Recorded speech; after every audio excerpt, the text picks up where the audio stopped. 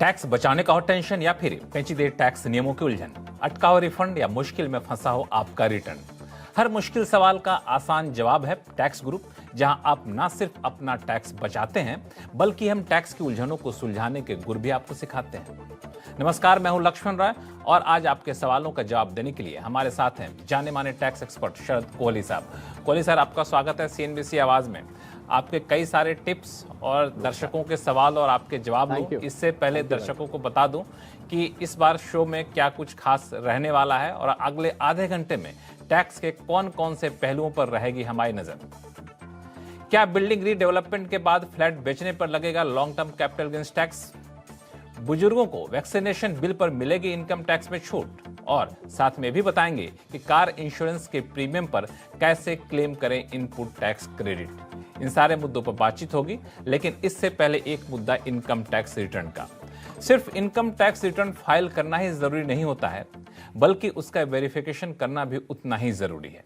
कई लोग इसमें पीछे रह जाते हैं। अगर आप भी पीछे रह गए हैं तो जान लीजिए कि अभी भी आपके पास समय है, क्योंकि इनकम टैक्स डिपार्टमेंट ने आईटी रिटर्न वेरिफिकेशन के लिए एक बार के लिए आपको रियायत देने का फैसला लिया है।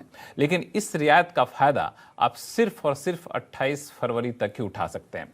कोहली साहब, सबसे पहले तो ये बताइए कि वन टाइम रिलैक्सेशन का फायदा उठाना तो टैक्स पेयर्स को क्या करना होगा?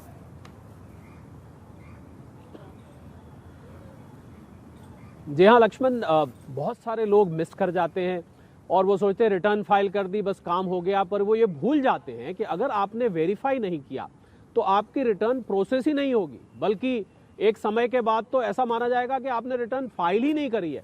तो बिल्कुल आपने ठीक कहा, 28 फरवरी का टाइम दिया गया है। 28 दिसंबर 2021 में एक सर्कुलर निकाला गया जिसके माध्यम से ये बताया गया कि जिन लोगों ने अपनी 19-20 की, ध्यान दें, फाइनेंशियल ईयर 19-20 मतलब असेसमेंट ईयर 20-21 की रिटर्न अभी तक वेरीफाई नहीं करी है, तो आपको एक मौका दिया जा रहा है 28 फरवरी तक आप उसको वेरीफाई करें।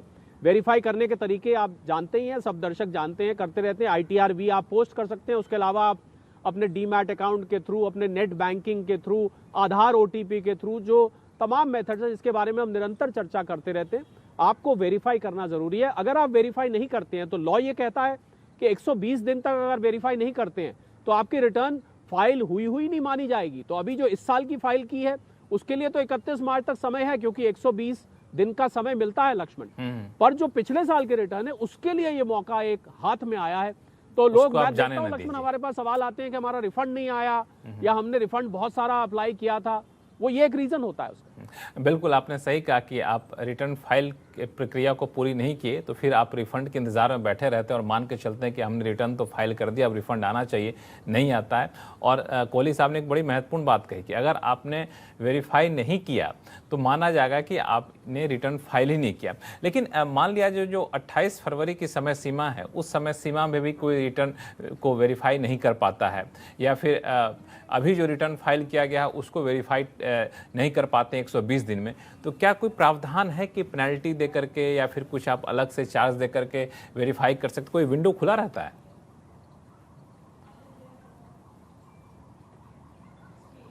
लक्ष्मण, अगर विंडो